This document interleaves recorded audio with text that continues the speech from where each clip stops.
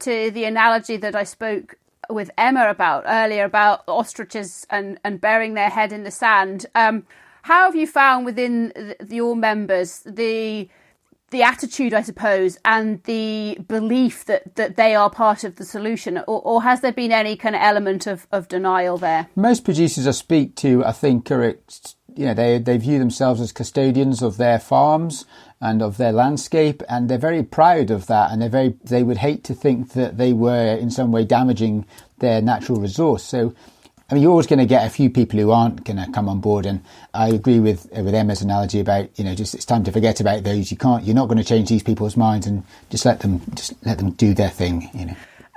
Angela, can you tell us a bit about the soft fruit sector and the work that's being done both within your co-op, but also perhaps slightly more broadly in terms of looking for solutions? Yeah, again, the same as Jonny's mentioned, our producers are very proud of what they're producing, and they definitely want to be part of the solution. They don't want to be part of a problem. So they're very keen, and they're very forward thinking. I think as an industry, we're particularly good at not blowing our trumpets too loudly. Oftentimes we forget to let people know what we do and what we have done. Consistently over the past decade, we have actually been introducing a number of environmental measures which do make a big impact, but we just quietly do that in the background. We're not very good at letting people know what it is we're doing.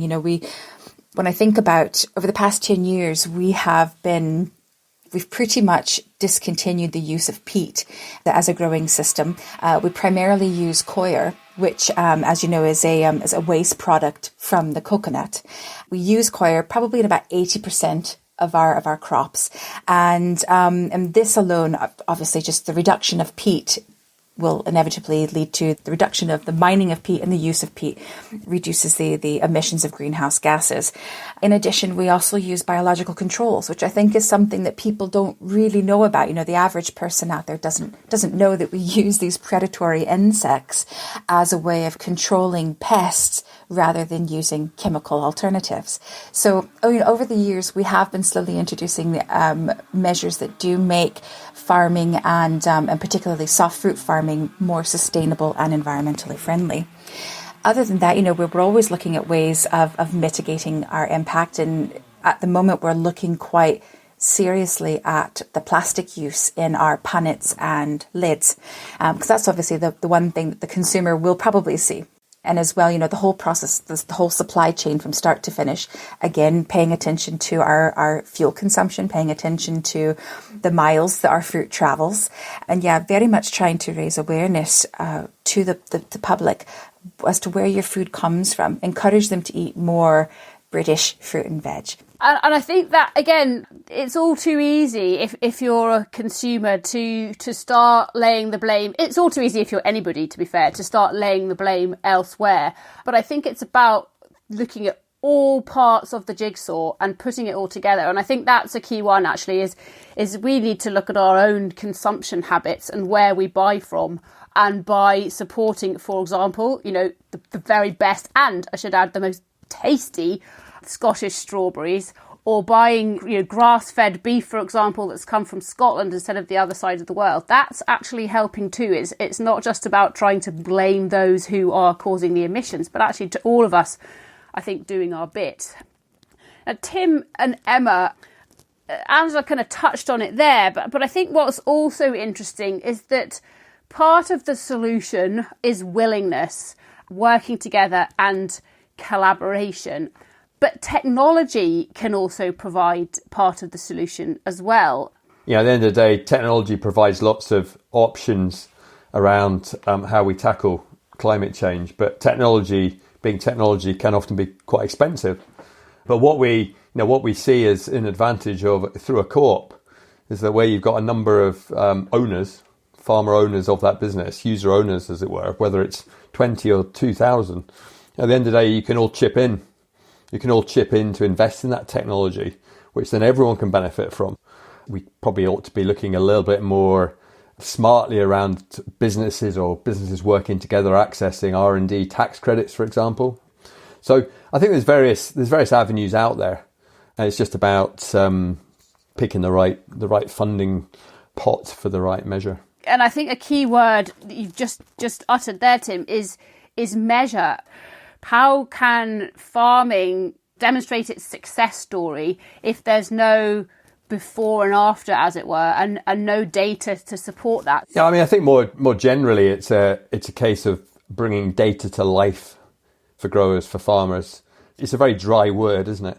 But it's actually about making it relevant. Like anything in life, if you can make something relevant.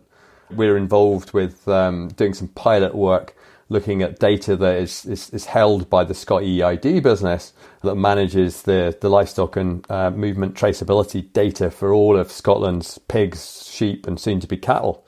There's loads of data there already.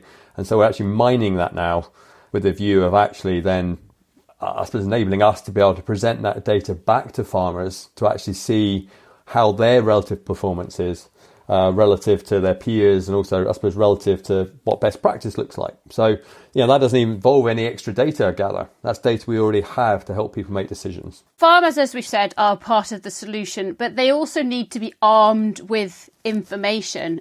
And I found in all the conversations I've had since we started this podcast, in particular when it comes to climate change, farmers are, quite rightly, I think, feeling a bit defensive because there has been a bit of an attack on them. That's why we started this podcast, because we wanted to try and redress the balance and put some positivity in there. But perhaps part of that defensiveness is actually to do with the fact that they're not necessarily armed with the information to be able to defend themselves and justify what they do. So it strikes me that actually, yes, whilst we've joked that data is a boring word, actually it's crucial to this, because not only does it demonstrate how farming is a solution, it also enables and empowers farmers to be able to explain what they're doing and gives them extra confidence. Angela, would you say that's true to a degree? I think, again, Jonny actually mentioned, we have very similar situation. We have a lot of data. I think that one of the areas that we've identified now is, when it comes to data capturing, we're getting better at it. We understand the data as it comes in. But for us, the big step forward is now going to be, I guess, what they call storytelling data. Taking that data and making it useful, delivering it in bite-sized messages to our members that they can very quickly pick up and understand. They have jobs to do. They don't have time to sit and stare at spreadsheets and numbers for hours on end. So it's very much about interpreting the data and pulling out the key useful bits that are going to help them make essential business decisions moving forward. Yeah, the only thing I wanted to add was we've started doing a competition on a monthly basis rewarding our producers which are the most efficient.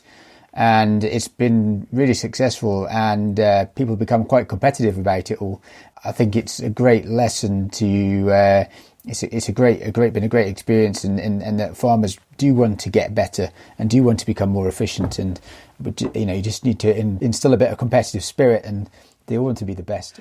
They do. Yeah, they all loved. Well, my husband's an arable farmer, so less relevant to you. But livestock farms are, I'm sure, the same. You can't drive anywhere without peering over the hedges and the fences to see who's doing what. So instilling a bit of competitiveness sounds like an incredibly good strategy, if you ask me, Jonny.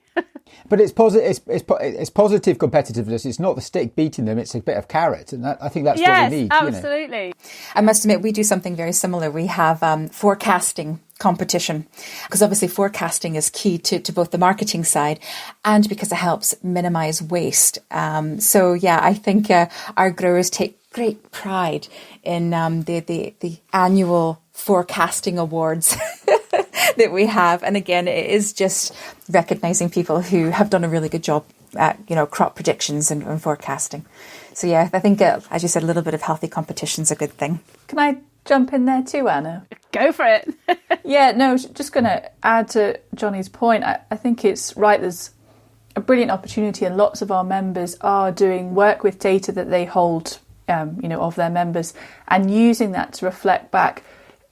People have done varying things, but almost a scorecard type approach. So they'll have some kind of league table that they'll reflect back to their membership in order to give a greater understanding to their individual members of how they're performing. And typically performance will come down to, a financial bottom line, but also an environmentally efficient one, which is a fantastic way of, I guess, increasing awareness as much as anything else, as well as improving the competitiveness of the co-op. And I just wanted to add as well, just the point Tim was making about, technology, and you were asking about data. We're doing a number of sort of interviews and surveys with our whole membership, everyone who's happy to be involved. And they've been really interesting conversations that we've had around trying to say to our member co-ops, what would you like to be doing that you're not able to do? And typically, I think they can often be big investor projects that, a business would love to take on, but the barrier is financial. And I think there's something that we could do in there around advocating on behalf of our membership to say, look, these are big infrastructure projects which need some kind of funding, which the membership will also support in order to get them off the ground. And there's something about making sure that government and other funding partners understand investment is going to be needed to help the farming industry take advantage of those opportunities. And going back, I suppose, that takes me back to the word recognition, really. I think the farmers need and deserve and want that recognition. And I don't think it's selfish of them to expect that. But Tim, you'll be perhaps not meeting them face to face at the moment because of restrictions, but you'll be talking to farmers and co-op members day in, day out. How important do you think it is across the industry that they are given the recognition for the positives as well as being beaten over the head, as they're more used to, for the emissions? Well, I think it just fulfills a basic need of human nature, isn't it? I mean, farmers are no different to my job, your job, anyone else's, really. You could have reason to get out of bed in the morning. And if you're getting out of bed in the morning and all you're feeling is like you're getting beaten up every time you switch on the news or you stick on the radio or you look at the internet, particularly when, nothing could be further from the truth. There's balance in everything in life. There's stuff to do better, but there's good stuff already. And all farmers want is a recognition of stuff that's going well, of the positive contributions, and then that in itself becomes an incentive to then focus on improving even further. That's coming back to Jonny's example about incentivising. It's about finding the sweet spot that incentivises people. Yes, and I guess so in that sense, it's not rocket science, is it? It's about appealing to human nature, as you said, Tim, and ensuring that there's a reality check. There has to be a reality check about the emissions, but also another reality check giving farmers the recognition that they deserve and the incentive to keep doing it for the rest of their generation and the next and the next. And no matter how much grief farming gets, I will always argue back to whoever it is that's giving the grief that the most uttered sentence I've ever heard from individual farmers is that they are ultimately just custodians of the land and they are taking care of it for the next generation. And I think that's the mindset of the majority, absolutely the majority. But looking ahead to future generations, Tim, do we have another challenge on our hands when it comes to targets and clarity of targets and what we're actually aiming for? I think there's clarity in terms of the top line targets that are enshrined in law. The next stage is actually coming back to having an aligned agreement on how we're going to get to those, how we're going to fulfill those targets, how we phase them, what measures can be put in place to do that. So the targets are reality. They're enshrined in law, but it's actually about the tactical implementation of measures to do that. And that will very much depend on sector, even geography to some degree. We're now starting to see we move into that phase, I guess, really. I mean, last week with the publication of the Farming for 1.5 Degrees report that came out, that was very much talking around 5 stages. So it's about putting the proverbial flesh on the bones now. Just to add that, I mean, I think, Tim's absolutely right. Those targets are set in stone and that's the direction of travel, and we all know that, which is, useful for that clarity. There is also an understanding at government level about the challenges in farming, the inherent emissions that are the nature of food production. So that is something that we do know is an issue that we're going to contend with. What I think will become really critical for us is demonstrating that we are making progress. So it may well be that we can negotiate the ways in which we demonstrate that, but it will be non-negotiable that we demonstrate that we are moving somewhere. And that, I think, brings us right back to data. You know, it might well be that